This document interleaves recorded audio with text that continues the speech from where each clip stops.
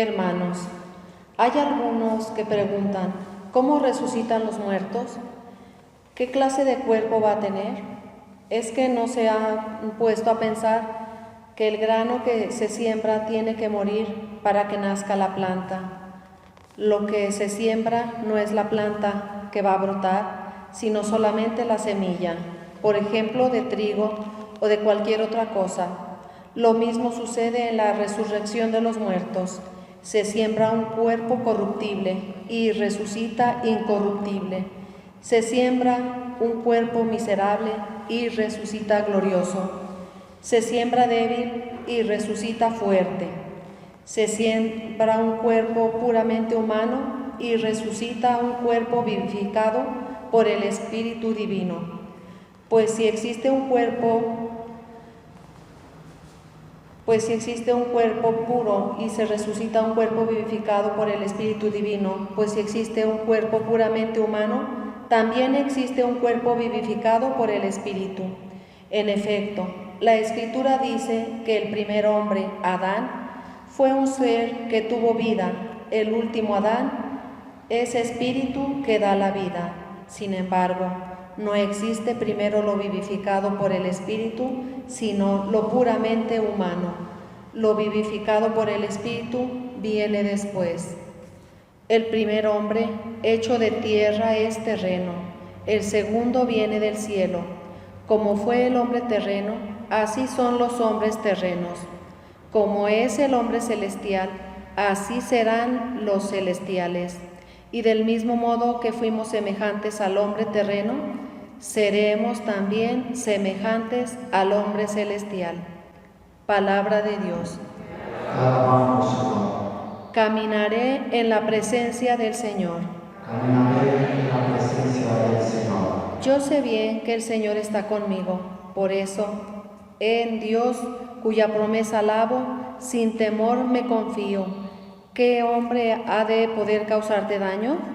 Caminaré en la presencia del Señor. Te debo, Señor, las promesas que te hice, te las cumpliré con acción de gracias, porque libraste mi vida de la muerte, mis pies de la caída, para que camine en la presencia de Dios mientras tengo la luz de la vida.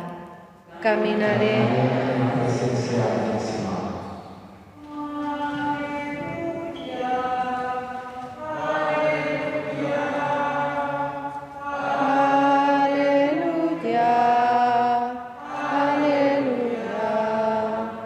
Dichosos los que cumplen la palabra del Señor con un corazón bueno y sincero y perseveran hasta dar fruto.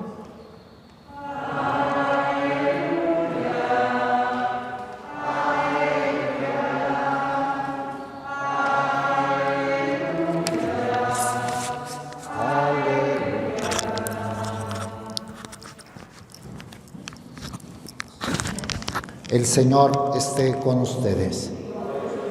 Del Santo Evangelio según San Lucas.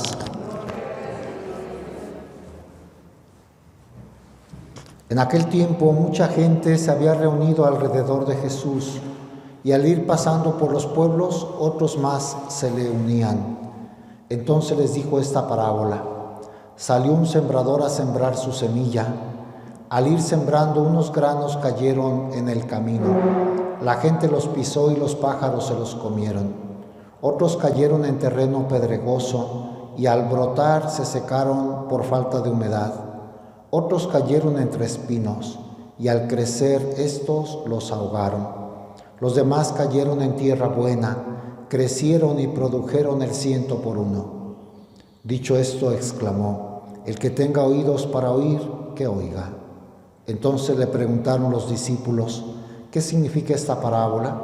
Y él les respondió: a ustedes se les ha concedido conocer claramente los secretos del reino de Dios. En cambio, a los demás solo en parábolas, para que viendo no vean y oyendo no entiendan. La parábola significa esto: la semilla es la palabra de Dios. Lo que cayó en el camino representa a los que escuchan la palabra, pero luego viene el diablo y se la lleva de sus corazones, para que no crean ni se salven. Lo que cayó en terreno pedregoso representa a los que al escuchar la palabra la reciben con alegría, pero no tienen raíz. Son los que por algún tiempo creen, pero en el momento de la prueba fallan. Lo que cayó entre espinos representa a los que escuchan la palabra, pero con los afanes, riquezas y placeres de la vida se van ahogando y no dan fruto. Lo que cayó en tierra buena representa a los que escuchan la palabra, la conservan en un corazón bueno y bien dispuesto y dan fruto por su constancia. Palabra del Señor. ¿Gustan sentarse un momento? El Evangelio de hoy es la parábola del sembrador. Nuestro Señor solía contar cosas secretas del reino, profundas del reino de Dios, con ejemplos de la vida de todos los días. Allá los sembradores, que no hay tierra muy buena en Israel, pues aprovechaban cualquier espacio, aunque fuera entre espinas, a ver qué da, aunque sea que dé un poco de fruto, y siembran precisamente así, aventando la semilla. De ahí sacó nuestro Señor el ejemplo de esta parábola. Pero antes fijémonos que dice que mucha gente se había reunido alrededor de Jesús. Podemos imaginar caminando y mucha gente con él. Y al ir pasando por los pueblos, otros más se le unían. Jesús de Nazaret, el rabino de Nazaret, que tiene palabras que nadie ha pronunciado, vengan, aquí está Jesús. Y se iba juntando la gente alrededor. Entonces fue, aprovechando que había mucha gente sencilla, sufriente, pobre, les habló de la importancia de la siembra en sus corazones. Porque él mismo explica esta parábola y dice que la semilla es la palabra de Dios. Así como una semilla tiene fuerza, lo explicó también San Pablo en la primera lectura, se siembra una semilla y da un fruto distinto, así será también la resurrección. Se siembra un cuerpo incorruptible y dará por fruto un cuerpo, se siembra uno corruptible y dará un cuerpo incorruptible. Así también la palabra de Dios, se siembra la palabra, pero esa palabra entra por los oídos, llega al corazón y cambia la vida de las personas, o sea, tiene fuerza. A propósito del mes de la palabra de Dios, el mes de la Biblia, su palabra da vida, su palabra cambia, su palabra sembrada en nosotros, si somos terreno bueno, nos santifica. En cambio, si somos terreno bueno y no se siembra la palabra, pues no dará vida, no dará fruto. O sea, lo que da fruto no somos nosotros. Yo voy a esforzarme para ser santo y vencer el pecado y ser muy puro y ser muy caritativo y con los dientes apretados voy a luchar. Pues eres el puro terreno, ¿no? Necesitas la fuerza de la semilla para que dé fruto. Yo escucho mucho a las señoras, a muchas personas. Mi hijo, vea qué bueno es. Buenísimo. Nada más que pues no tiene fe, no ora, no se acerca a Dios. Pues eso cree usted que es bueno y a lo mejor es terreno bueno, pero si no se le siembra, si no ora, si no recibe la gracia, pues no puede dar fruto. Sin mí nada podéis hacer. Tú crees, tú ves algunas cosas que reaccionan, corazones nobles, sí hay. Hay algunos que Dios les da una naturaleza buena, es natural, pero es el terreno solo. Si ustedes tienen un terreno bien parejito, pero nunca les siembran nada, no van a cosechar nada. O sea, lo importante, la fuerza de la palabra, como la semilla. Y luego, en nosotros está pues quitar todo lo que impida que dé fruto. Y nuestro Señor, como buen psicólogo, conocedor del corazón humano, al explicar los tipos de terreno, dice primero que lo que cayó en el camino son los que escuchan la palabra, pero se les va pronto. Dice, viene el diablo y se la lleva de sus corazones para que no crean ni se salven. ¿Cuántas veces nosotros pues no nos convertimos, no damos fruto? Sí la oímos y nos acercamos según nosotros a Dios, pero rápido se va. Ese buen deseo, esa gracia, esas decisiones se acaban en nuestra vida. Segundo, es lo que cayó en terreno pedregoso, dice, son los que escuchan, reciben con alegría, si nos gusta, si la vida espiritual nos gusta venir a misa, nos gusta orar, nos gusta tener en la casa imágenes, somos religiosos, tenemos devociones a la Virgen, a los santos. O sea, recibimos la palabra con alegría, pero no tienen raíz. Son los que por algún tiempo creen, pero en el momento de la prueba fallan. Mucha gente por esta prueba de la pandemia se ha alejado de Dios.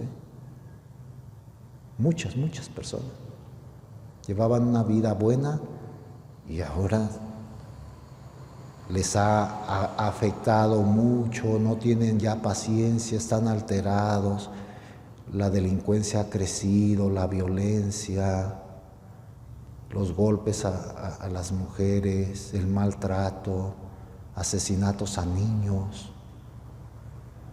Y si uno ve, estas personas estaban cerca de Dios algunas, sí, pero se alteraron. En el momento de la prueba fallan, ya no se llenan de la fe, ya no oran, ya no tienen decisiones importantes para vivir bien. Entonces, pecados tras pecados se van dando porque no da fruto la palabra, aunque la escuchaban con alegría, no son constantes. Lo que cayó entre espinos, tercer tipo de semilla, representa a los que escuchan la palabra, pero son más materialistas que espirituales. Dice, con los afanes, riquezas y placeres de la vida se va ahogando y no da fruto. Con las riquezas, afanes y placeres de la vida. Prefieren lo material que lo espiritual. No les llena la alegría espiritual, pues a lo mejor ni la conocen. Hay mucha gente que no goza de la presencia de Dios, no es feliz, necesita de cosas, necesita de afanes, preocupaciones. Es que si no viajo, es que si no salgo, y es que si no me divierto, y es que si no tomo, si no me drogo. Los afanes de la vida, las cosas materiales, ahora hasta, es que si estoy nomás encerrado, yo no puedo. Vive con Dios, es una oportunidad de estar con Él, de orar más, de estudiar, de deleitarte con las artes. Hay tantas maneras, ¿no? Los afanes, los placeres de la vida, las riquezas ahogan esa semilla. En cambio, lo que cayó en tierra buena representa a los que escuchan la palabra, la conservan en un corazón bueno. Se necesita tener corazón bueno. Tierra buena es igual a corazón bueno. ¿Qué es el corazón bueno? Pues el que desea el bien, el que no tiene rencores, el que sabe perdonar, el que tiene su corazón, pues lo está cuidando, así como cuidamos una planta, le quita las plagas, le quita lo malo, cuidándonos de que no se nos adhieran sentimientos, emociones, actitudes negativas en un corazón bueno. Y bien dispuesto, y dan fruto por su constancia.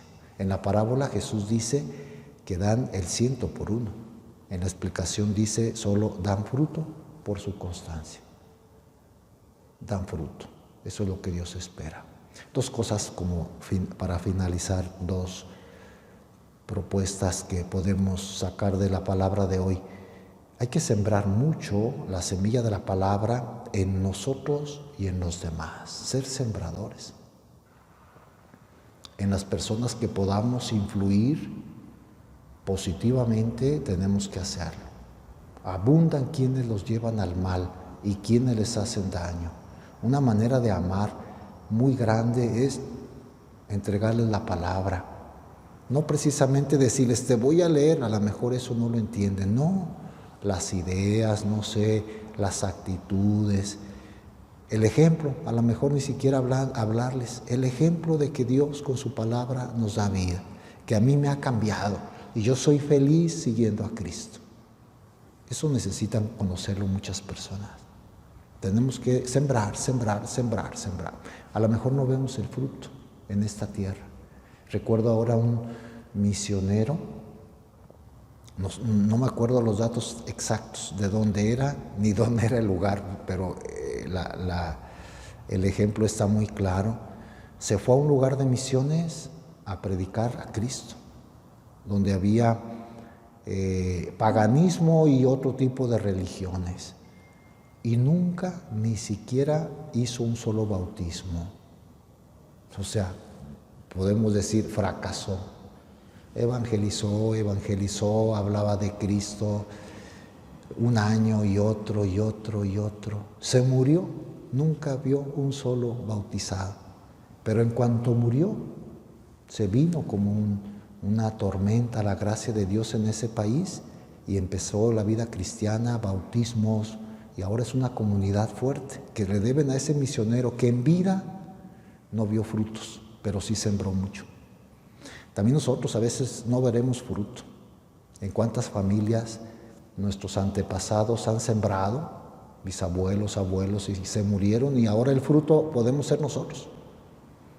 Y la vida santa de todos los descendientes, aunque ellos en vida no vieron nada. A veces nos toca sembrar y no ver frutos, no cosechar nada.